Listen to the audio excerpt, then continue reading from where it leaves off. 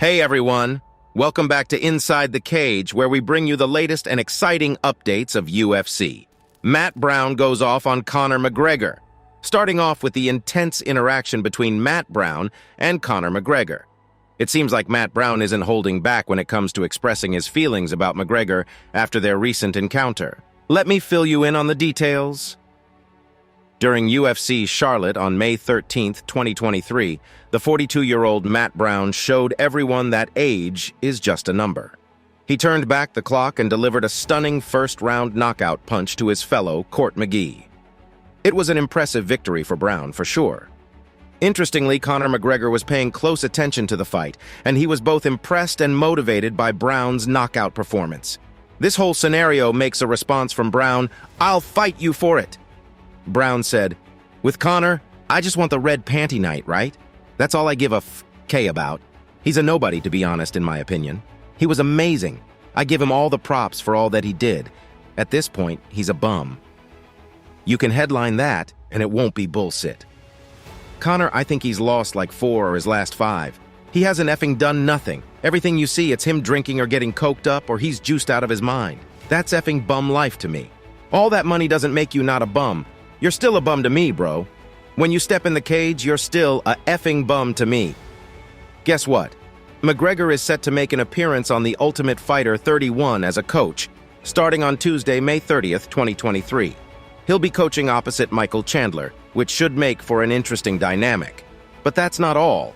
The anticipation is building because later in 2023, McGregor and Chandler are expected to face off in a welterweight match.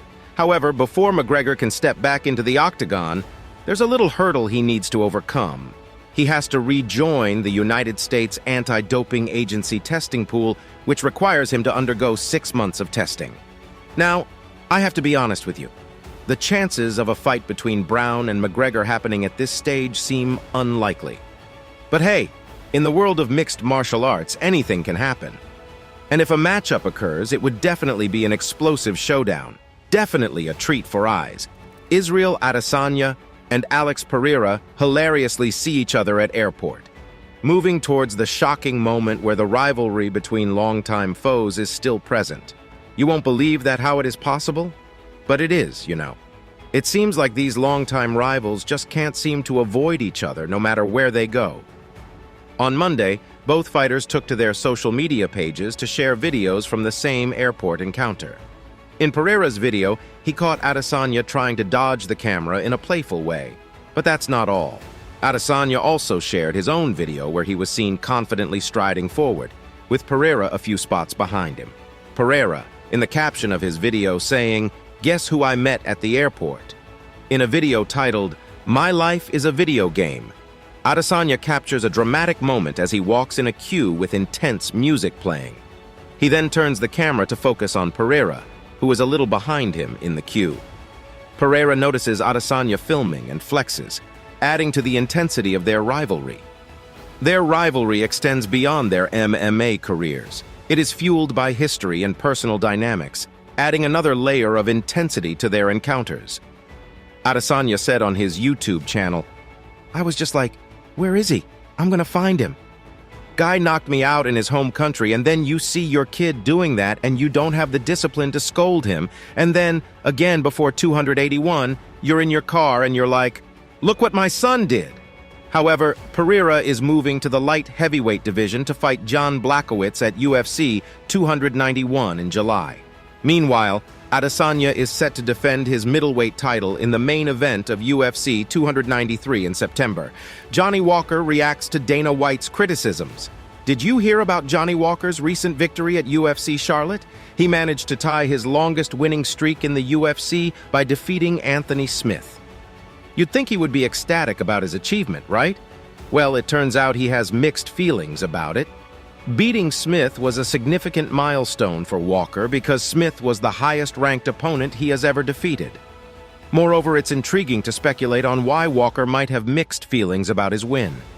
Perhaps he had higher expectations for his performance, or maybe there were some aspects of the fight that left him unsatisfied. Walker told MMA, "If that was the toughest guy I've ever fought, that shows I'm evolving because he didn't put me in any risk during the fight. I'm not 100% happy with the fight because I'm sure I could have knocked him out if I had pushed the pace a bit more, but I'm happy because I saw that my level is much higher when compared to his. As White wasn't exactly blown away by Walker's performance and he didn't hold back and commented about the fight, was put in the co-main event to kind of shine tonight, but didn't really wow anybody tonight. Walker responded to White's comments. He knows I could have ended the fight, but he didn't know I was feeling that experience. I could have ended it, yeah, but I guess I didn't want to end it. I was enjoying it. I wanted to see what Smith could offer me. He didn't have anything left to offer me, so I should have finished him in the third, but I only had seconds left. I should have woken up like, I guess it's enough. But time was up and I couldn't finish him. Lately, Johnny shared his thoughts on his fight with Anthony Smith, and it seems like he expected a tougher challenge from Smith. Walker felt confident that Smith wouldn't have been able to last the full 25 minutes against him.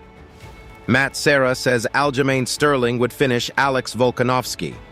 Here, a bold prediction made by Matt Serra, companion of Aljamain Sterling.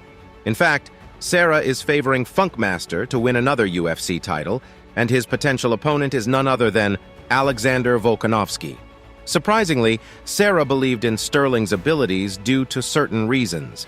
Now, whether Sterling will indeed face Volkanovski and claim the featherweight title is still up in the air. But it's clear that there are big things on the horizon for the Funkmaster. He said, he's finishing Volkanovski. My thing is, I feel if Aljo had that back, and it's just like the way your body's shaped, the bigger arms, the bigger guy. A guy with no neck, Aljo with his arms. They're wiry, I believe. If he doesn't get the neck, he'll break the jaw. I believe he gets that back. He's finishing. How about that? With years of experience in Sterling's corner, Serra genuinely believes that his guy can come out victorious against the great. A smaller, wiry guy on your back, they're worse than the big meatheads. That's a winnable fight for Sterling. Ray Longo ponders UFC's favoritism toward Islam Makhachev. In the latest development, Ray Longo is expressing his dissatisfaction with how he believes the UFC has treated Aljamain Sterling. Sterling, the bantamweight champion, is set to make a quick turnaround only 3 months after his last fight, to face Sean O'Malley in the main event of UFC 292 on August 19th at TD Garden in Boston. Sterling's previous fight was a 5-round headlining victory against Henry Cejudo at UFC 288.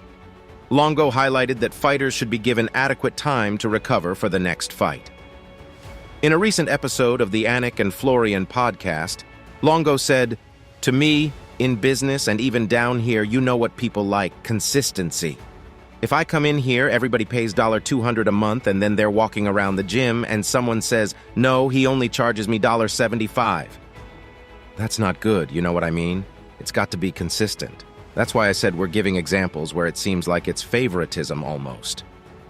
Additionally, Makhachev's next title defense is anticipated to happen at UFC 294 in Abu Dhabi. Longo said, "I think it's the inconsistency of, well, Makhachev hasn't fought in a year. Why are you rushing me to fight in 2 months?" That's where I have a problem. I like fairness, and I like the transparency of knowing everybody's doing the same thing.